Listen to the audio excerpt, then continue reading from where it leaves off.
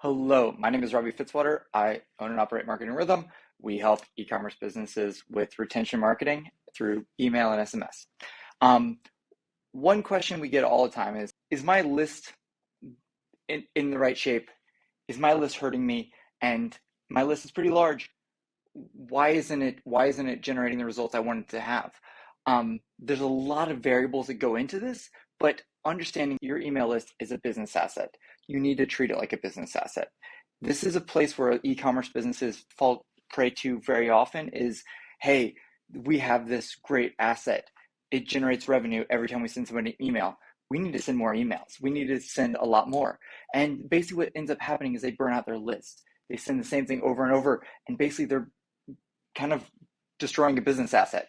My comparison to this is always, hey, would we take our office furniture and just light it on fire? Probably not. So why do we have to burn out our email list?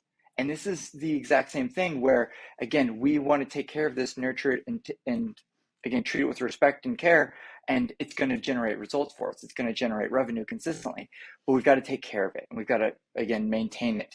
And the reason for this is when people become disengaged from your list, again, those email clients, Gmail, Hotmail, basically anybody, Outlook, they're basically trying to make sure that you're not some Nigerian print scam. And basically, when you start acting like a Nigerian print scam, that's when they start to think you may be a Nigerian print scam. So don't act like it. Don't send the exact same email to everybody. Let's get strategic. Let's get thoughtful. So reasons to do this, and kind of one step back, thinking about how to maintain your email list, think about it like a farmer. We're going to go through farming analogies. I'm not a farmer personally, but we're going to go through some analogies here to kind of work through how to think about this a little bit different way. And because I don't know hardly anything about most plants, we're going to go with corn and we're going to go with basil. We'll walk through these. But basically, when you're a farmer, you want to grow your crops and you want to help them thrive. So when you're growing your crops, again, you're building a house on land that you own. You are, again, growing these and you want it to thrive and grow and prosper. Again, email is going to provide a direct connection between you and your customers. This is a great tool to have because you do have an owned asset. You're not beholden to an algorithm update on Instagram. And again, email is kind of nice because generally you're about 3 steps closer to the cash register than most other channels. So you have a really high intent audience. So it's a very cost effective tool too, because again, sending more emails doesn't cost you incrementally that much more. You can also use this as a tool to build relationships. This is one area where, again, marketers struggle with this because marketing is a constant battle to earn and maintain attention. Attention is one of the most scarce commodities in our world, and we've got to do better to earn it because everybody has a lot more inputs coming at them all the time. So earning and maintaining attention, a big priority. And then one of the last things about it is it allows us to collect data and allows us to earn data and earn the right to ask for more data. And that data gives us a chance to connect more intimately with our customers, to understand their use cases, and then to serve them better. So those are all going to be things that we really, really want to understand. And it's going to help to drive sales, drive transactions, and grow our businesses. So that's why we want to be thinking about this from that strategic lens. So how can a large list actually hurt you in terms of what's happening? So if you have a poor performing list, you may have, again, crops that are not doing well. So what do we need to do there? So let's take this one step back. Basically, if we haven't, again, updated or reseeded for a while, we haven't, again, we think the seeds that fell there are the right seeds, we may need to update this. So again, poor quality of your email addresses, like those need to be changed out and cleaned very consistently. That list hygiene plays a big role. So make sure you're actually, again, intentional. If that person hasn't engaged or opened an email in 2 years, get them off your list. If they haven't purchased, especially get them off your list. So again, pruning those back. So hey, if this basil is growing and it's, again, starting to bloom or flower here, like I need to cut this off as fast as I can. So it's gonna, again, not use all of its energy on focusing here. But Same thing for our email list. If I have an unengaged audience, like I need to get them off my list because they're hurting me. So when Gmail sees that, they see, hey, this person is unengaged. This person's not, again, keeping their list engaged and starting to look like that Nigerian print scam. We need to get them back engaged. So list hygiene is going to be really, really important to maintain the quality of those relationships. So maintaining good list quality, keeping a high engagement rate, making sure that we vary our messaging to keep people engaged. We don't want to be a used car lot. If we're saying the same thing over and over and over, everything becomes just white noise. So we want to vary our messaging, vary our value propositions, and vary our content to make sure that's going to be engaging and fun and like basically keep people wanting to receive more messages from you. One thing that can be hurting you also too is, again, sending too frequently and trying to get more out of these crops than you probably should. So if I'm trying to harvest corn every day, I give my corn a day to grow. That's not going to work, guys. Like I can't do that every single time. Give your list time to, again, recover from that.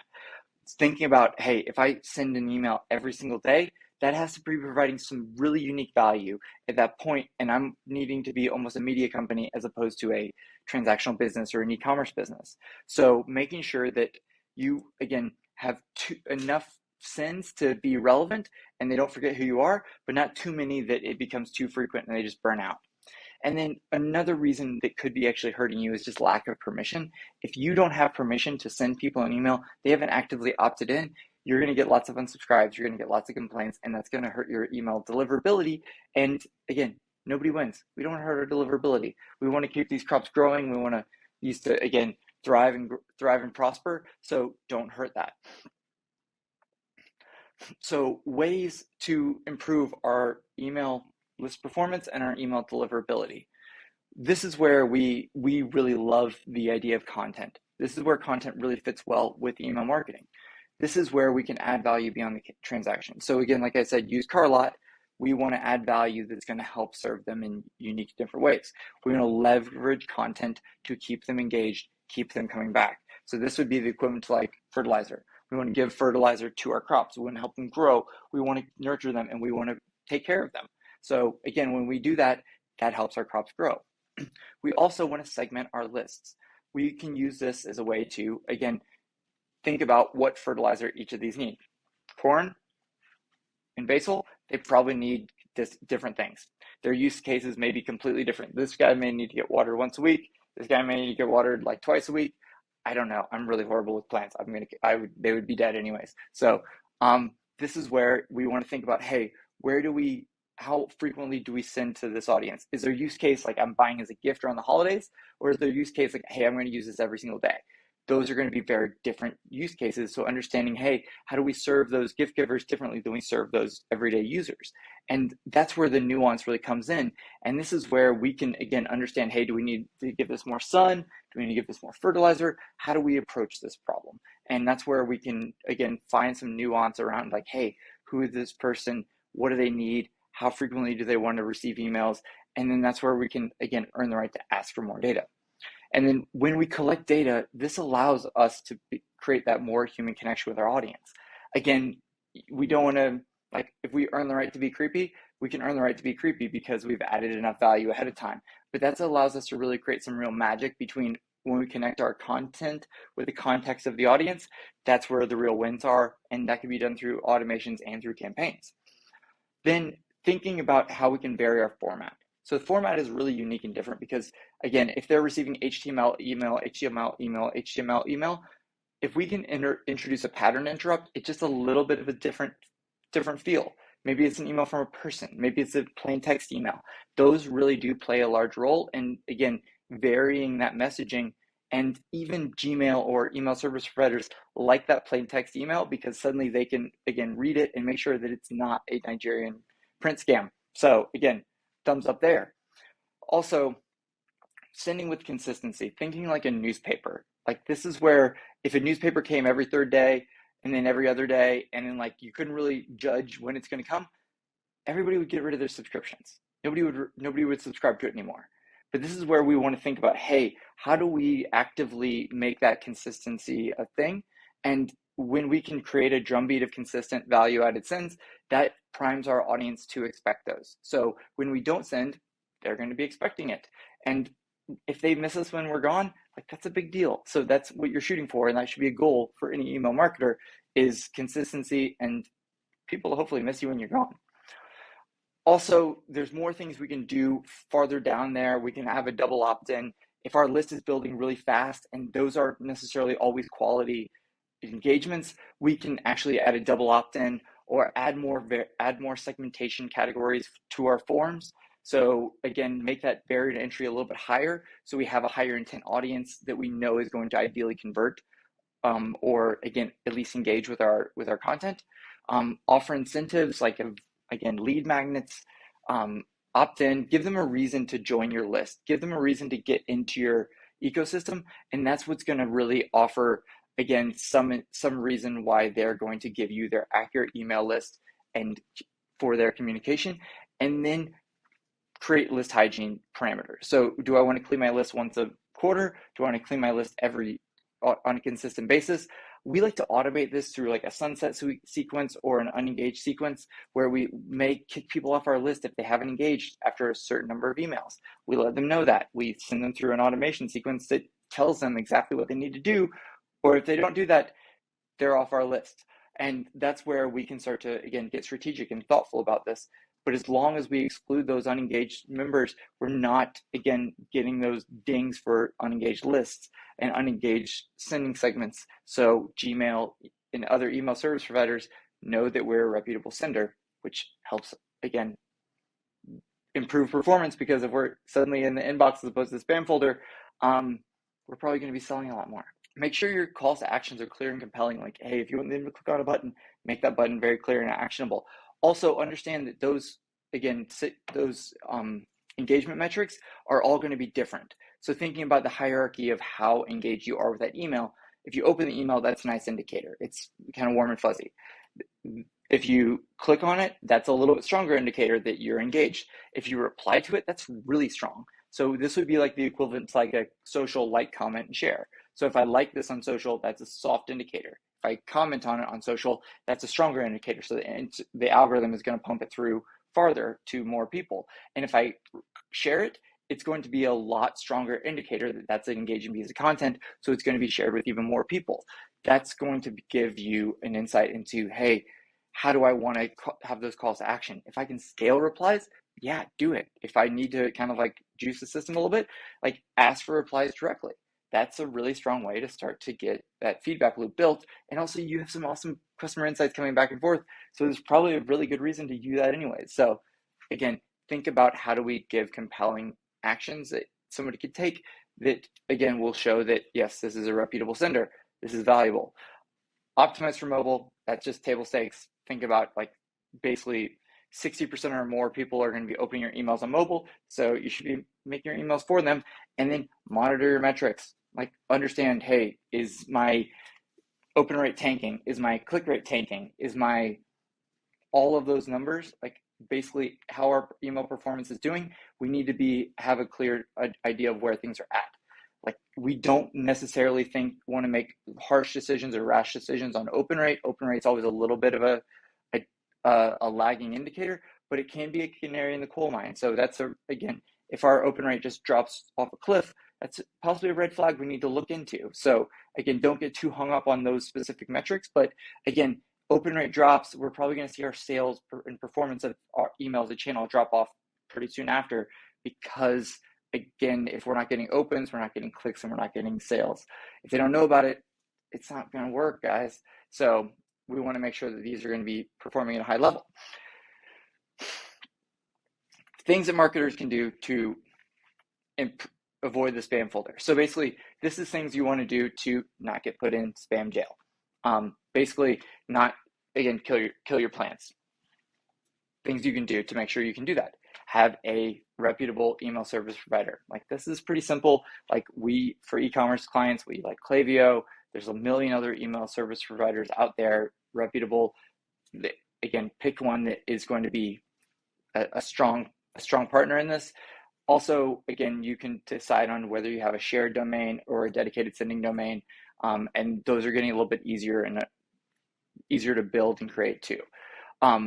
Avoid trigger words when you're sending. So limited time offer, act now, free, free money. Yes, this is where those Nigerian print scams, like, just like borrow some ideas from those and don't use that verbiage. Like, so those are things that are going to trigger those. Authenticate your email. So update your SPF, your DKIM, and your DMARC, and make sure that your nuts and bolts of deliverability and the technical side of your email is buttoned up.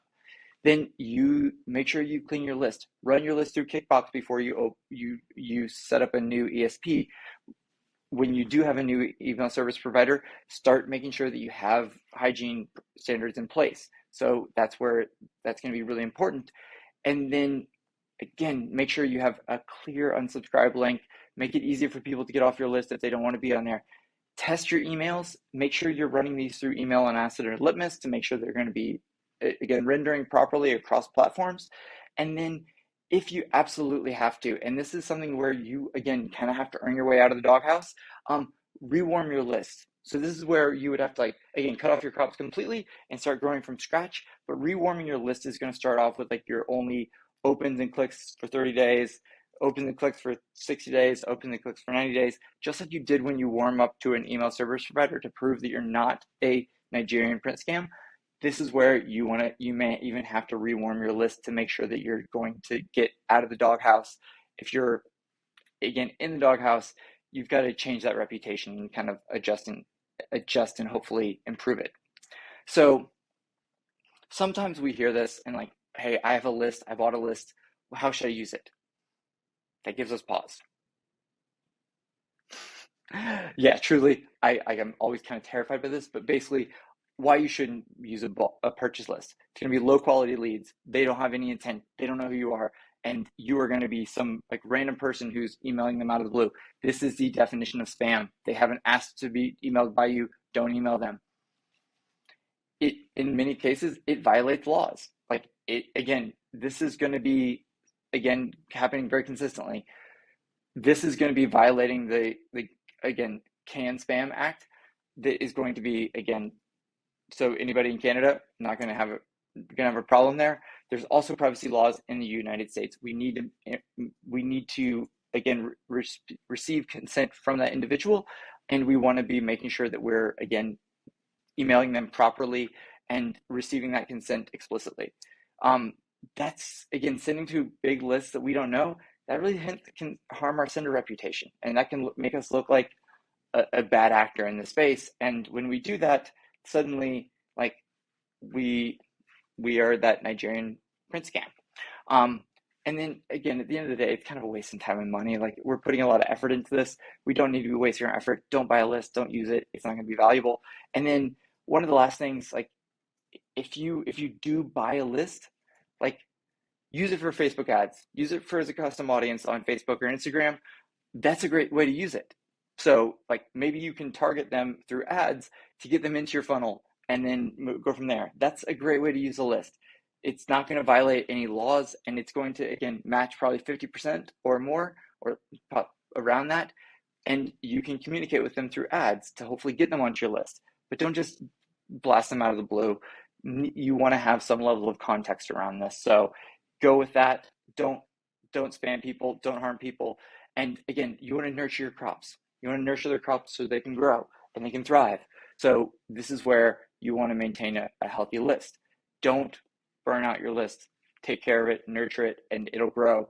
And it'll be a thriving resource that you could harvest every year and, again, growing on top of. So hopefully this was helpful. We really, again, are pretty passionate about this too. It's like, hey, we want to make sure we have an engaged, active audience. And again, if you guys have questions, let us know. We'd love talking shop on this. So hopefully this was helpful, and we'll see you guys around. Bye-bye.